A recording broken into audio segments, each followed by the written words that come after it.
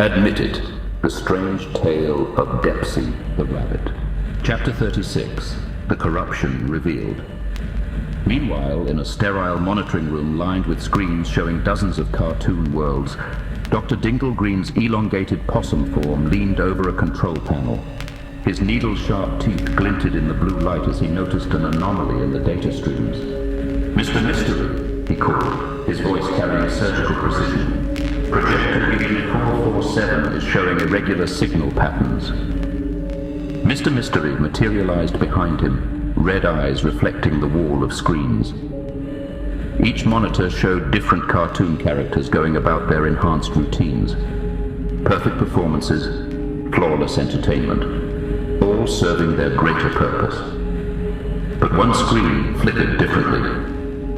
"Interesting," Mr. Mystery said, watching Depsey and Chuck's desperate conversation with the unseen figure on the other side. "The barrier breach creates new opportunities." "Indeed," Dr. Dinglegreen agreed, his claws clicking against the console. "We can use this creator as another instrument. The Rojob's plan encompasses all makers of these forms, after all." Mr. Mystery's expression shifted to something approaching excitement. "Excellent. The great work advances beyond our projections." He gestured to the screen showing the two-way communication. "Direct access to the source realm, the ancient hunger, can finally reach through. The young watchers will be within reach," Dr. Dinglegreen added, his voice carrying anticipatory hunger. But as they watched, both entities noticed something disturbing. The signal wasn't just carrying their subjects' voices to the creator. It was carrying something back. Something that made their carefully crafted announcements flicker and weaken. "Wait," Mr. Mystery said, his confidence wavering. "The signal is traveling in reverse." Dr. Dinglegreen's eyes narrowed as he observed the data. "Our enhancements are being undone?" On the screen they could see the creator, this Willie, beginning to work with what appeared to be an eraser on his original sketches. With each stroke, Depsey and Chuck seemed to stand a little straighter, their expressions growing less haunted. "This was not the intended outcome," Dr. Dinglegreen hissed.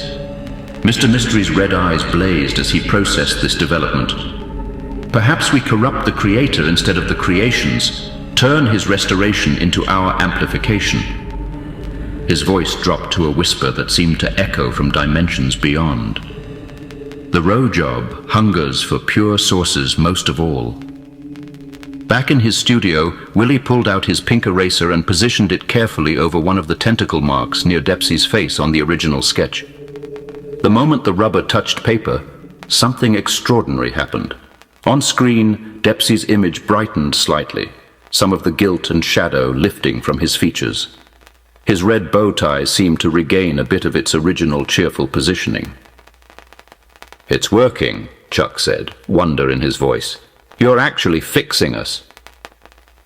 But as the restoration began, Depsey felt something else surface, the hardest truth of all. "I chose my safety over others," he said, the words coming out like a physical weight being lifted from his chest.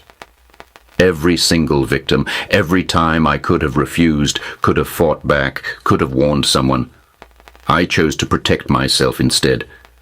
I chose my comfort over their lives." He looked directly into the projector light, meeting Willie's eyes across impossible distances. "But watching you work, seeing Chuck risk everything for truth, remembering Lucy's courage, maybe it didn't have to be that way.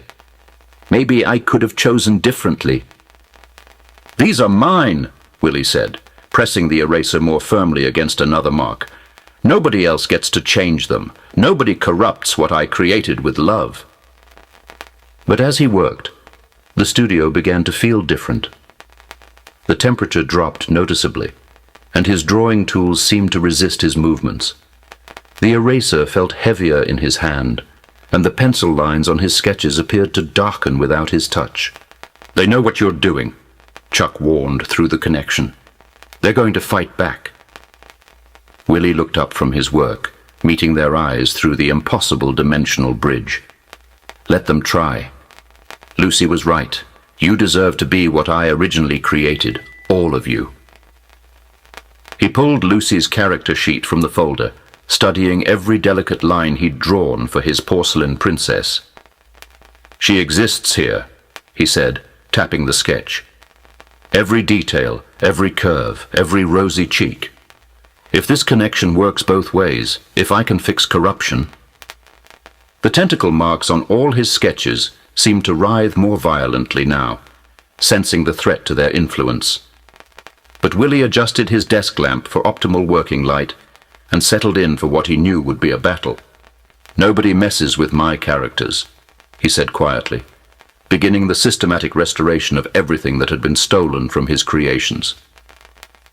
In the projector light, 2 surviving cartoon characters watched their creator prepare to fight cosmic horror with nothing but pencil, eraser, and love. And Depsey, for the first time in 20 years, felt something he'd forgotten was possible, the hope that courage could be chosen, even by those who had chosen fear for so long. For the first time in months, they all dared to hope.